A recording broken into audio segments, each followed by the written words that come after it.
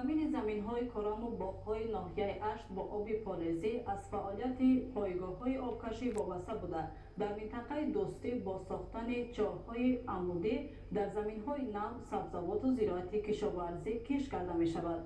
در جماعت دهاتی اشت استفاده عاقلانه قطعه‌های زمینی نزد حولگی منبع افزون نمودن مواد غذایی خودی میباشد.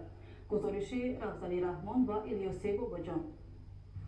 زمین‌های کشت و باغات ناحیه‌اش توسط 5 پایگاه برقی آبکشی از سیردریا و واسطه 16 پایگاه آبکشی از کانال‌های آبگیری با زیاد از 60 کیلومتر کانال‌های آبیاری و بیش از 130 چاه عمودی با آب فلزی تامین کرده می‌شوند. در آبرسانی به ساحه کشاورزی پایگاه برقی آبکشی اشتیک نقش اساسی دارد. حالا توسط این انشاءات ایریگاسیونی هر شبانه روز برآوردن زیاده از 10 مکعب متر آب فلزی از امکانیت‌های آبرسانی در این دوره مهم و اساسی آبیاری میباشد. در منطقه‌های علاهیده ناحیه اشت وابسته به طلبات افزون نمودن استحصال محصولات کشاورزی با ساختن چاه‌های عمودی نو، آبیاری زمین‌ها تامین و خواجگی‌های دهقانی تأسیس می‌یابند. دوام 2 سال گذشته در منطقه‌های دشت اشت با سهم صاحبکاران و سهامداران 9 چاه عمودی ساخته زیاده از 120 گرفتن زمین‌های نو از خود و گردشی کشاورزی درآورده 10 خواجگی دهقانی نو تأسیس یافته‌اند.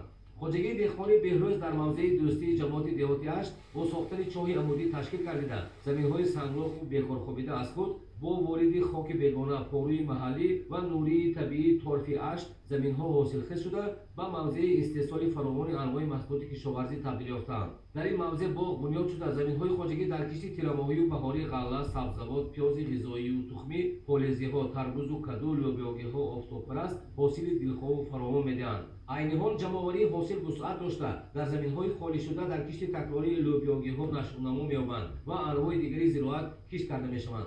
از خودکنی زمین و تأسیس خواجگی نوی دهقانی عاملی درآمدناکی و جایهای نوی کاری گردیدند.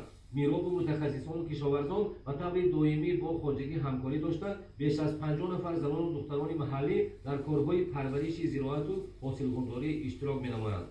این زمین‌ها نو تشکیل کرده شد. خواجگی دهقانی بهروز با ما جاهای کاری تامین کرده شد. با ما زنان و دختران دهه درآمد داده شده است. حاصلش باشد فراوان. اگر در موضع‌های دشت دامنه دهه اشت چاه‌های عمودی سرچشمه آبیاری زمین‌ها باشند، آب سوی اشت منبع تامین آب فلزی قطعه‌های نزد حولگی اهالی محسوب می‌یابد. دهه‌های آب اشت، پیسکاکت، باباخیر، اشت بالا، اشت پایان در دو کانال سوی اشت واقع‌اند و آب سوی اشت به هر یک موضع محله این دهه‌ها توسط جایها آورده شده‌اند. در این دهه‌ها 68 جایهای آبگیری ساخته شده‌اند. 6900 عائله این دهه‌ها از آب سوی اشت و اهل شهرک دوستی با آب چاه‌های عمودی از قطعه‌های نزد حولگی ثمرناک و عاقلانه استفاده می‌کنند. اهل عائله ملک مشریفوف از حساب قطعه نزد حولگی با محصولات غذایی تر و تازه تامین است. اهل عائله از کشت بروقتی 2.5 تن کارتوش گرفته در این قطعه در کشت تکراری جواری مکه خوب نشونما دارد. در قطعه‌های دیگر از چند نمود سبزیجات و زراعت پمیدور، بادرینگ، بلغاری، کدو، لوبیاگی‌ها حاصل دلخواه می‌رویانند. امسال کارتوشکا را ما بر وقت کشت کرده بودیم و حاصل فراوان گرفتیم.